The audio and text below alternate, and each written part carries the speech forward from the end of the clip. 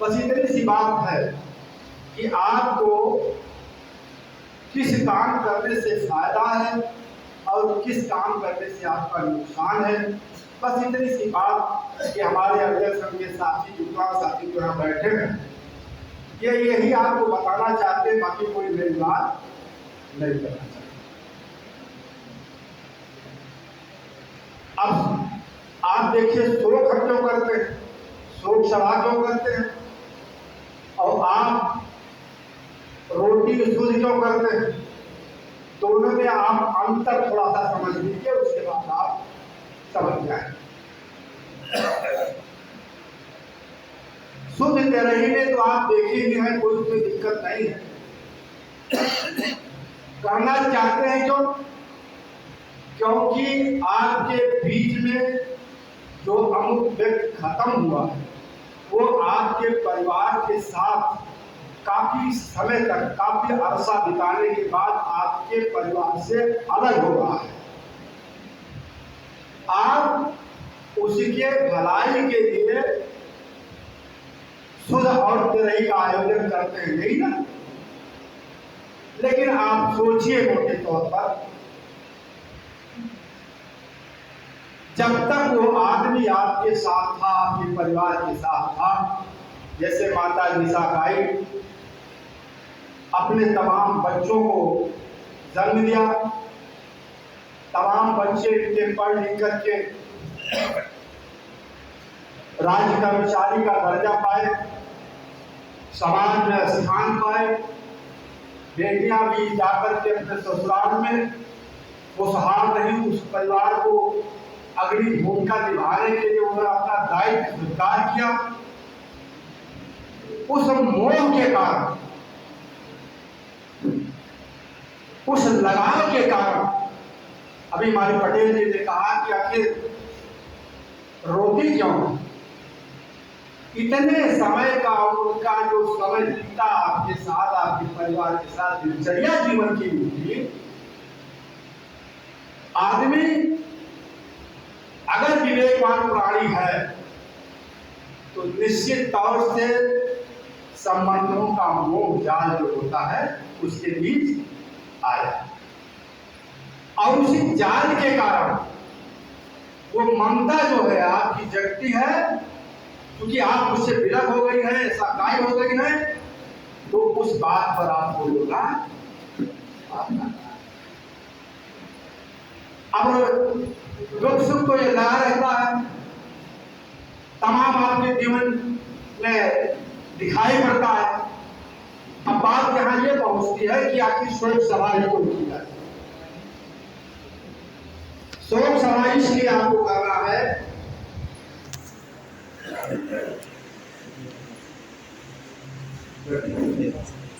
शोक सभा इसलिए करना है क्योंकि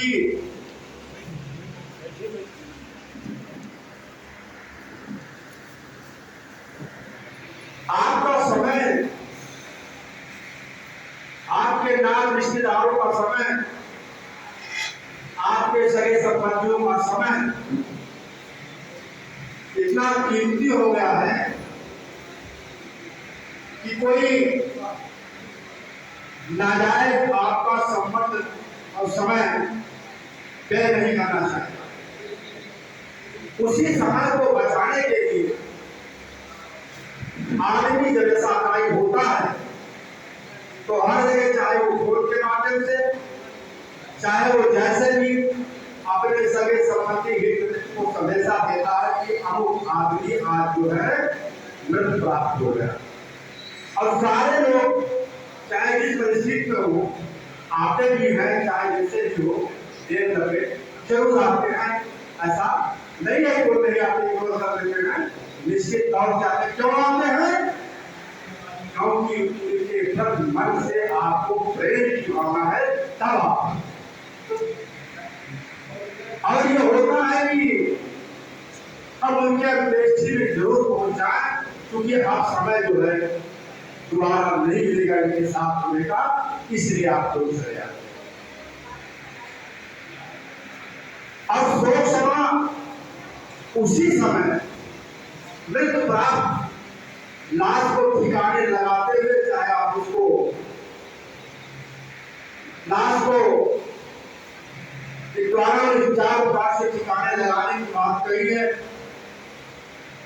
जलाना, दफन कर देना, जल प्रवाहित कर देना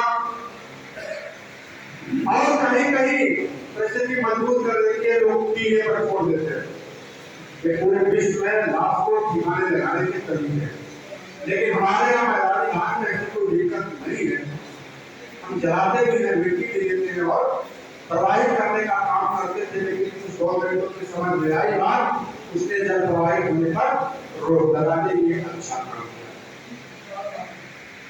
तो मित्रों, मैं सब्जेक्ट से अलग नहीं जाना चाहता हूं। शोक सभा लाश को ठिकाने लगाने के लिए हमारे परिवार के लोग इकट्ठा होते हैं तो एक सेट कपड़ा केवल होना चाहिए और उसी कपड़े पर जो आपकी ले जाने का साधन बनता है, जिसे आप चिट्ठी कहते हो, उस पर आप चद्दर या दरी डाल करके लाश को रख दीजिए और अच्छे वस्त्र ढक दीजिए। केवल एक वस्त्र होना चाहिए और उसको ले जाकर के शमशान में आप चाहे जला दीजिए चाहे मिट्टी दे दीजिए। ये काम होता है। लोगों को देखा गया है अपनी मान प्रतिष्ठा बचाने के हुए कि समाज में ये लगता है कि आप आपको बड़े सगे संबंधी बनते हो, ये भागी नहीं है। लाश को ढकने का मतलब केवल एक कपड़े से। हम देखते हैं कि समाज में कपड़ों का आर्मर लग जाता है और सब पर सीताराम लिखा हुआ, उसी लाश पर डाला करते हैं। आप बता दीजिए कि क्या उस लाश पर जो कपड़े आपने डाला है उसका कोई उपयोग है? सिर्फ इतना उपयोग है कि लाश खुली रह जाए तो उसके लिए आपके पास दे ही गया है, बाकी तो सारे जिम्मेदार हो गए, पैसा आपका दे हो गया और उसी संस्कार में फंसा करके शेख साहूकार जहां का पूंजीपति आपको बढ़ते दमी लूटने का काम चालू किया है। वो कपड़ा आप लाए, आपका धंधे ऊपर और किसी काम पर।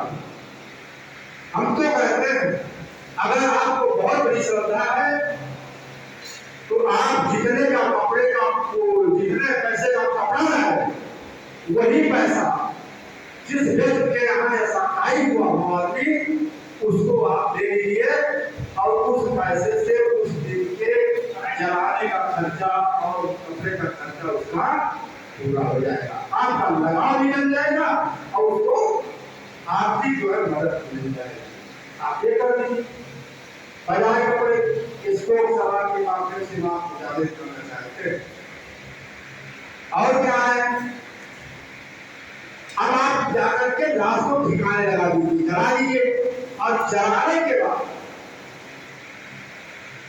पूरी पकवान कचौड़ी जो आप बनवाते खाते हैं, बाल को छिलाते हैं,